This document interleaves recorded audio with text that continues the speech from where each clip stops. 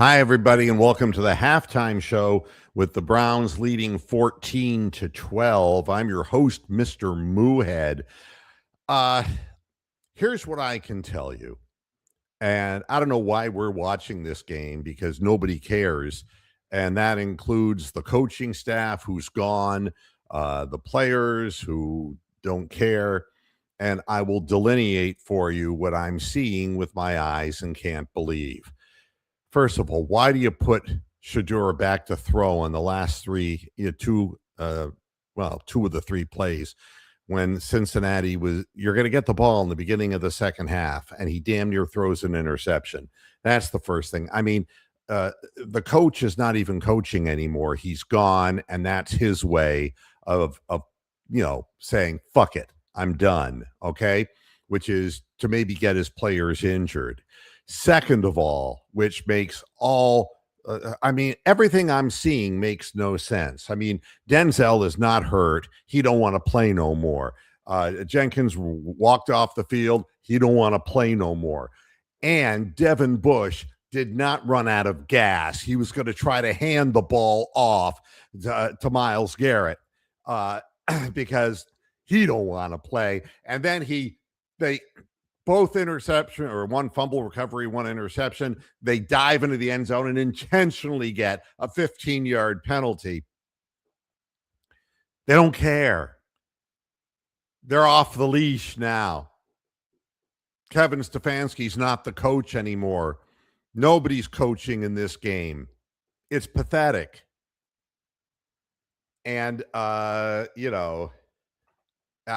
don't think I have ever seen anything so pathetic in my life, and that Stefanski still has a job is amazing to me. That the owner would tolerate this kind of behavior is just incredible to me. I mean, I'm just I'm kind of in shock. I literally can't believe what I'm seeing. And on top of it all, the Browns run no plays.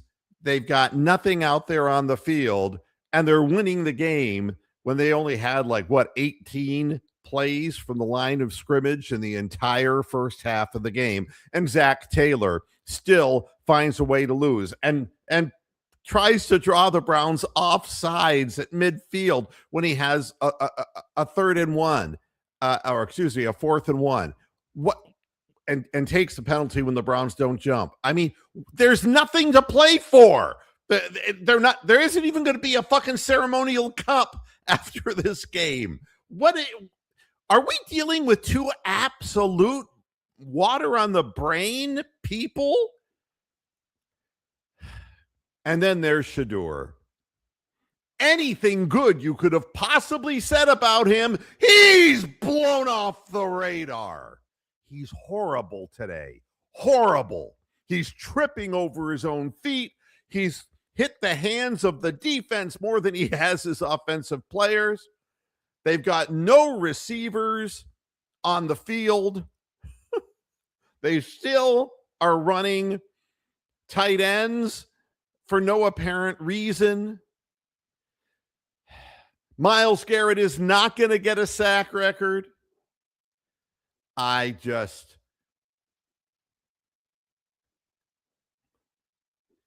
Any one of you who watches this now afterwards on the archive, and if you don't want to be a Browns fan anymore, I don't blame you. There's nothing to cheer for. The owner obviously is just, everything's out of control. I have never seen such a lack of discipline being allowed by a professional football organization as this. And what I can say is this: there's nothing professional about Jimmy Haslam. All right. So I guess we shouldn't be surprised he's the man at the top of the pyramid. I don't know. I want to urge people. David Talevsky, Hi, David. Follow his feed. I really can't see anything. They lied, and it's been over a week, and I'm still suspended from X. They lie. And the reason they don't like my free speech. So they're going to get more of it when I come back. But no, I can't get on there. But if you follow David Talevsky on Twitter and you are at all suicidal, don't do it. Whatever you do, don't do it.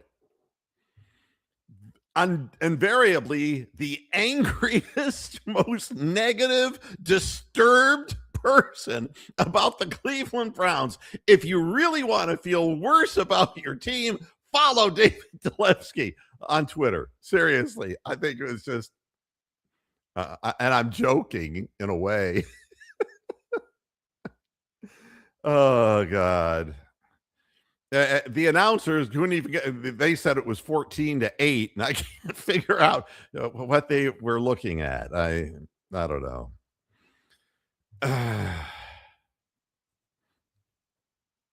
I'll tell you, if you wanted to see the worst interview that Kevin Stefanski could have, he is giving it today. If anybody's watching this who could possibly hire him, they would say, if he's lost control of it this badly, we don't need him. Wow. I can speak firsthand about getting divorced. And I can honestly say this. The Browns over here, the X over here, none of it made any fucking sense to me. Both miserable experiences, folks. I can tell you that. Exactly.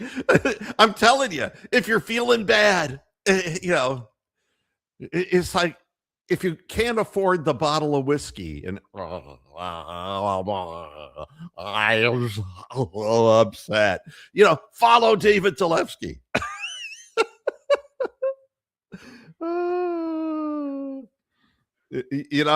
Stephen, this will be the final post game of the rest of the year today. So we'll have to make it a good one. We'll go out, on a high note. I don't understand it. Everybody's stopping him from getting this, and he's not going to get it. But the teams who are doing it are not playing well and losing. None of it makes any sense. Amsterdam. Well, they probably knew you were coming, buddy. No, 200 Browns backers and only 10 people showed up. Wow. That's scary. David, you're going to have to come up with something else to be really negative about to keep those people keeping an eye on your feed, Wow. Yeah. Grab the bottle. Yes. The answer to the question is yes. Shador is not playing. As far as I'm concerned, his head is someplace else and has been since the beginning of the game. No, he's not going to get it because it's the Browns and nothing good happens to the Cleveland Browns. That's what's going to happen. In the second half, they're going to realize, well, wait a minute. Who in the hell is Webb? Number 27, isolate him on Chase and just keep throwing it to him. He's giving him a 7-yard cushion. Believe me, the Bengals are going to easily win this football game. Easily. And it's just, you can see why neither of these coaches deserves to be a coach in the NFL. You really understand that. They keep wider and wider and wider. Wouldn't it be great if he lined up with a life jacket? Lake Erie reference. Thank you. Oh, God almighty. We need a veteran quarterback. You had one. You don't need a veteran quarterback. You need a coach with an offensive scheme. And once you know what the scheme is, then you have to determine who your quarterback is. But you can't go at it the opposite way. It doesn't work that way. Uh, David is defending himself. I'm joking with you.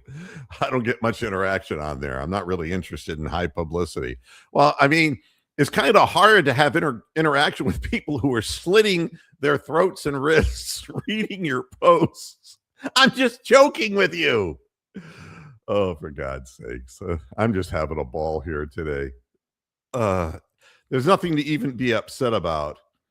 Exactly. You can't question Schmidt now, can you? Yeah.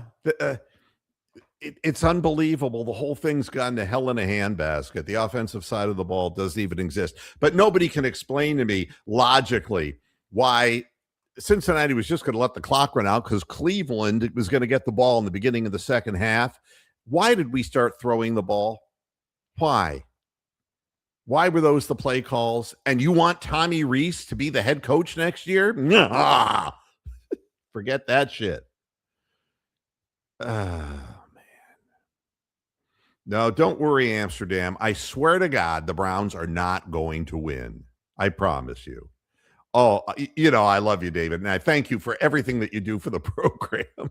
Your family, man, your family. All right. That's it for me. No, I'll be back after the game. I'm not just quitting, okay? That would be Kevin Stefanski. I surrender. I'm not coaching. Coach, what play are we running? Ah! Thank you, Kevin, for that. I'll be back right after the game to celebrate the Bengals' victory, and we'll talk end of season blues on the post-game show. Thanks for watching, and I'll see you right after the game. Go Browns. I don't even see the Browns on the field. See you after the game.